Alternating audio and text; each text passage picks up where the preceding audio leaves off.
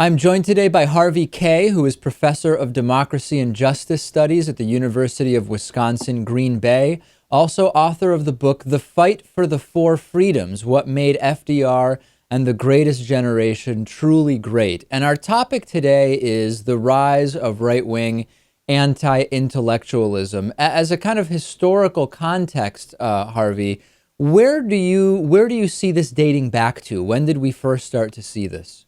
Well, I think throughout American history, we've seen examples of conservative forces, whether they be among the Republicans or the Democrats, a certain hostility to intellectualism.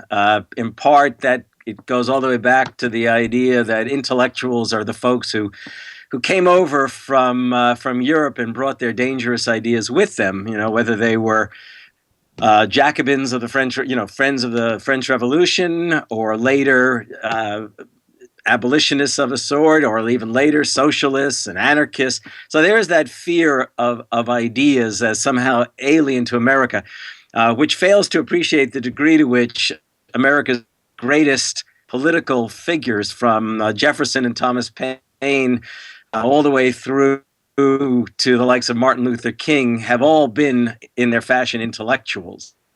And even our greatest presidents, most especially the likes of Abraham Lincoln, have given us words and ideas that clearly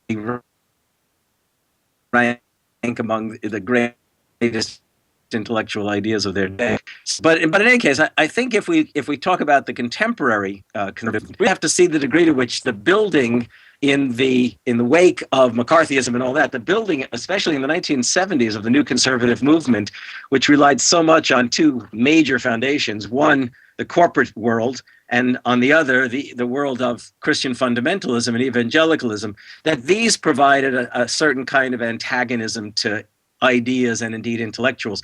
When the Trilateral Commission, which was by no means specifically Republican, but rather an elite organization of business and related folk, gathered in the early 1970s, worried about the fact that the United States was becoming too democratic, that we were suffering a crisis of democracy, an excess of democracy, they included on their list of antagonists not only not only the media but also universities. The fear of ideas emanating from academia that somehow threatened their power, their authority, their capacity to decide how they wanted to pursue their profits. Believing that intellectuals were going to impose regulations and controls on them regarding the environment, workplace practices, and so on, which indeed they were doing. Well, it seems like today, not to interrupt, but there was a lot there, and I kind of want to look into some of those things more specifically. It seems like today this issue of the threat to conservative ideals is an important piece through which the anti-intellectual movement is being informed. I mean, we saw a number of Republican candidates, including people like Rick Santorum, talk very negatively about the concepts of higher education, and we're never going to have the smart, educated people on our side, kind of as an ad hominem that ended up becoming kind of a funny joke. But we're seeing that the sense of higher education as a threat to conservative ideals become very forefront today. Well, I can tell you that you struck a decidedly personal note for me right now. I'm a professor at the University of Wisconsin system, and not only are we about to suffer a $300 million budget cut, and may well lose members of the faculty in the course of those cuts. When Scott Walker proposed the cuts, he also proposed the idea of a public authority for higher education. That is, that he presented it as if this was going to liberate the university from direct state control. But the most telling thing in his effort to rewrite the relationship between the state and public higher education is that he wanted to remove, he had already edited out, excised out, crossed out the line in education in the state, the commitment, as we called it, the Wisconsin idea, to one, the pursuit of truth, and then the pursuit of public service, which is to say academics, intellectuals would not only sort of talk to each other, but would take their learning and their ideas and project it to the borders of the state. I mean, can you imagine trying to excise from higher education's purpose the pursuit of truth? That tells you a great deal, doesn't it, about the politics of conservative Republicans? It certainly does, and I think that there's kind of two sides to this. There's, of course, the kind of propagandist side, which is the attacks and the negative comments around the ideas of thinking and higher education and a search for truth. And then we can look at kind of the pragmatic steps that the anti-intellectual right is taking. I think defunding education is certainly a huge one. We've seen the rewriting of textbooks in Texas and in other parts of the United States. What else is being done pragmatically to try to push back against what seems to be this kind of, and I hesitate to even call it an intellectual movement. It's just that there's an anti-movement. Well, it's an interesting point.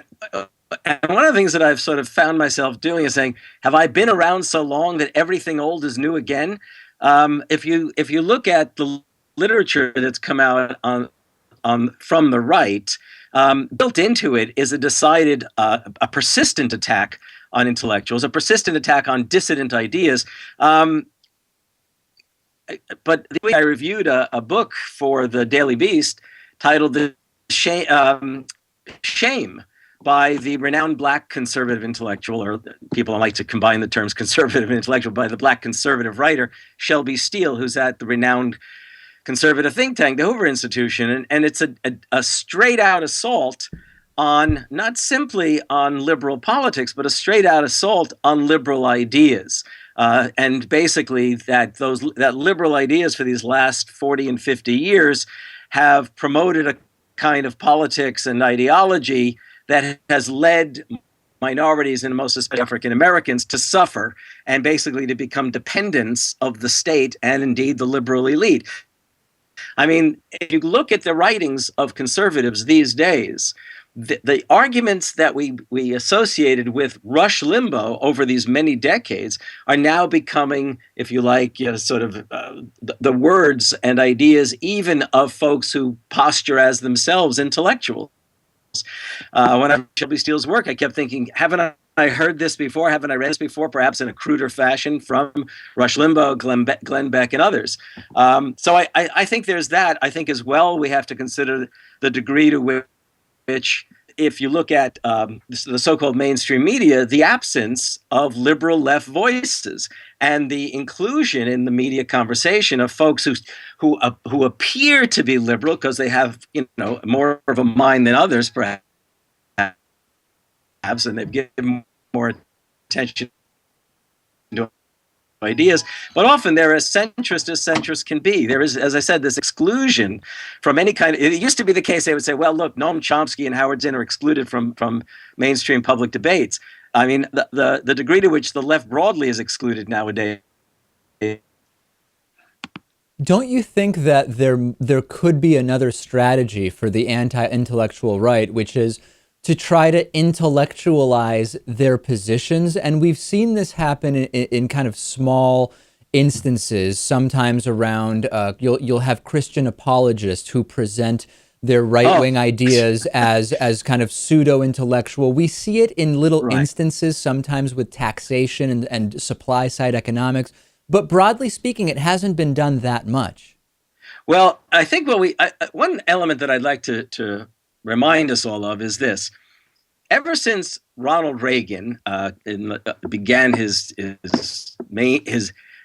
move himself towards something of the center, at least his rise to the presidency in the 1970s, what we've seen is this concerted effort on the part of conservatives to lay claim to American history, from the American Revolution all the way through, and in laying claim to American history, to lay claim to the ideal, to patriotism, indeed to ideas that were very fundamental to liberal, progressive, and radical thought for 200 years, going back to Thomas Paine, and that is that America was perhaps indeed exceptional, not exceptional in the sense of superior to us, but projected as an exceptional set of ideas having to do with freedom, equality, and democracy. And our task was to try to live up to those ideas and to advance them. And nowadays, what we've seen is that conservatives who for 200 years did everything in their power to suppress the memory of the likes of Thomas Paine, have appropriated such folks, completely removed any of the sort of progressive radical elements of the ideas, pulled out of context their words and used them as if they're the ones who represent American history, that they're the ones who represent American patriotism.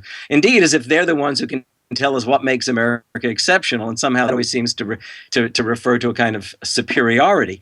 No, I mean, it's an across-the-board campaign on everything from history to political economy, in which the ideas of, again, liberals, progressives, and radicals are marginalized. We saw it in its worst form, of course, during the McCarthy period.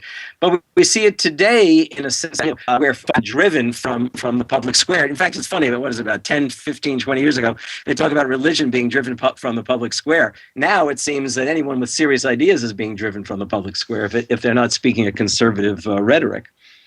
Very, very interesting and important topic. We've been speaking with Harvey Kaye, professor of democracy and justice studies at the University of Wisconsin, Green Bay. Thanks so much for being on. Thank you, David. Thank you very much.